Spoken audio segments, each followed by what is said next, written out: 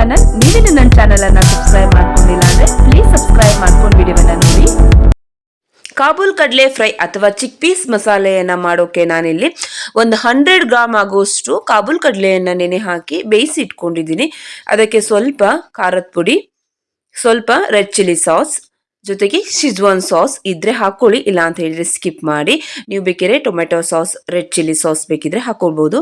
Pinch food ಕಲರನ್ನು ಹಾಕಿ ಸ್ವಲ್ಪ chicken ಮಸಾಲೆ ಅಥವಾ ತಂದೂರಿ ಅಥವಾ ಬಿರಿಯಾನಿ ಮಸಾಲೆ ಯಾವುದಿದ್ರೂ ಓಕೆ, ಮಸಾಲೆಯನ್ನು ಹಾಕಿ ಚೆನ್ನಾಗಿ ಮಿಕ್ಸ್ ಮಾಡಿ ಒಂದು 10 ನಿಮಿಷ ಇದನ್ನು ನೆನೆಯೋಕೆ ಬಿಟ್ಬಿಡಿ. ನೆಕ್ಸ್ಟ್ ಒಂದು ಬೌಲ್ಗೆ ಒಂದು 4 ಟೇಬಲ್ ಸ್ಪೂನ್ ಅಷ್ಟು ನೀವು ಕಾರ್ನ್ಫ್ಲೋರನ್ನು ತೆಗೆದುಕೊಳ್ಳಿ. ಅದಕ್ಕೆ ನಾವು 2 ಟೇಬಲ್ ಸ್ಪೂನ್ ಅಷ್ಟು ಮೈದಾವನ್ನು ಹಾಕ್ಕೊಳ್ತಾ ಇದ್ದೀನಿ. ಸೊ ಯಾವ್ದು ಬೇಕಿದ್ರೂ ಹಾಕೋಬಹುದು, ನೀವು ಯಾವ ಹಿಟ್ಟನ್ನು ಬೇಕಾದ್ರೂ ಬಳಸ್ಕೊಳ್ಬಹುದು. ಇದಕ್ಕೆ ಸ್ವಲ್ಪ ಕಲರ್, ಜೊತೆಗೆ ಖಾರದ ಪುಡಿ, ಒಂದು ರುಚಿಗೆ ತಕ್ಕಷ್ಟು ಉಪ್ಪು, ಜೊತೆಗೆ ಸ್ವಲ್ಪ ಚಾಟ್ ಮಸಾಲೆಯನ್ನು ಹಾಕಿ ಚೆನ್ನಾಗಿ ಒಂದ್ಸಲ ಮಿಕ್ಸ್ ಮಾಡ್ಕೊಳ್ಳೋಣ. ಸೊ ನೀಟಾಗಿ ಬಾಕ್ಸಲ್ಲೇ ಇರೋದ್ರಿಂದ ಕ್ಯಾಪನ್ನು ಕ್ಲೋಸ್ ಮಾಡಿ ನೀಟಾಗಿ ಮಿಕ್ಸ್ ಮಾಡ್ಕೊಂಡ್ಮೇಲೆ ನೀವು ರೆಡಿ ಮಾಡಿ ಇಟ್ಕೊಂಡಿರುವಂತಹ ಏನು ಕಡಲೆಕಾಳು ಇತ್ತಲ್ವ, ಸೊ ಅದನ್ನು ಹಾಕಿ ನೀಟಾಗಿ ಒಂದ್ಸಲ ಮಿಕ್ಸ್ ಮಾಡ್ಕೊಳ್ಳಿ. ಒಂದು ಪೌಡರ್ ಎಲ್ಲವೂ ಸಹ ಒಂದು ಕಾಡ್ಲಿಗೆ ಮಸಾಲೆ ಎಲ್ಲ ನೀಟಾಗಿ ಅಂಟ್ಕೊಳ್ಬೇಕು. ಸೊ ಅಲ್ಲಿವರೆಗೂ ನೀಟಾಗಿ ಮಿಕ್ಸ್ ಮಾಡ್ಕೊಂಡಾದ್ಮೇಲೆ ಒಲೆ ಮೇಲೆ ಒಂದು ಬಾಣಲಿ ಇಟ್ಟು ಒಂದು 7-8 ಎಸ್ಲು ಬೆಳ್ಳುಳ್ಳಿಯನ್ನು ಚೆನ್ನಾಗಿ ನೀವು ಎಣ್ಣೆಯಲ್ಲಿ ಫ್ರೈ ಮಾಡ್ಕೊಳ್ಬೇಕು. ಸೊ ಅದು ಸಿಡಿಬಾರ್ದು ಅಂತ ಹೇಳಿ ನಾನು ಲಿಡ್ಡನ್ನು ಕ್ಲೋಸ್ ಮಾಡ್ತಾ ಇದ್ದೀನಿ. ನೋಡಿ ಇವಾಗ ನೀಟಾಗಿ ಇದು ಫ್ರೈ ಆಗಿದೆ.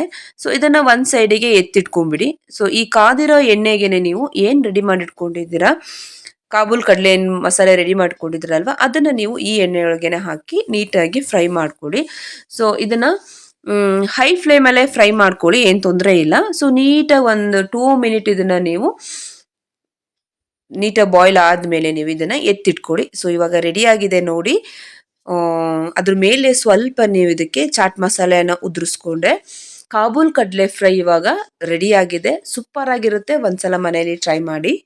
ಯೂಶ್ವಲಿ ನಾವು ಪಾರ್ಟಿ ಫಂಕ್ಷನ್ಸ್ಗೆ ಅಂತ ಹೇಳಿ ಹೊರಗಡೆ ಹೋದಾಗ ಮ್ಯಾಚಿಂಗ್ ಸರಗಳು ಅಥವಾ ಜ್ಯುವೆಲರ್ಸ್ಗಳಂತೂ ನಾವು ಹಾಕ್ಕೊಳ್ತೀವಿ. ಹಾಕೊಂಡ್ಮೇಲೆ ಈ ರೀತಿ ಇರುವಂತಹ ಕೊಂಡಿಗಳು ನಮ್ಮ ಕೂದಲಿಗೆ ಹಿಂದೆ ಸಿಗಾಕೊಂಡು ಕೂದಲಿಗೆ ಕಿತ್ತೋಗ್ಬೋದು ಅಥವಾ ಕಿರಿಕಿರಿ ಇರಿಟೇಟ್ ಅಂತ ಆಗುತ್ತೆ ಅಲ್ವಾ.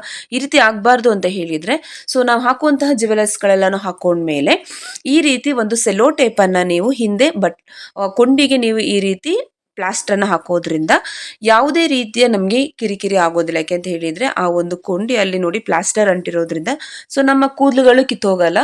ಸೊ ತುಂಬಾ ಸೇಫ್ಟಿಯಾಗಿರುತ್ತೆ. ಬೇಕಿದ್ರೆ ಒಂದ್ಸಲ ಟ್ರೈ ಮಾಡಿ ನೋಡಿ.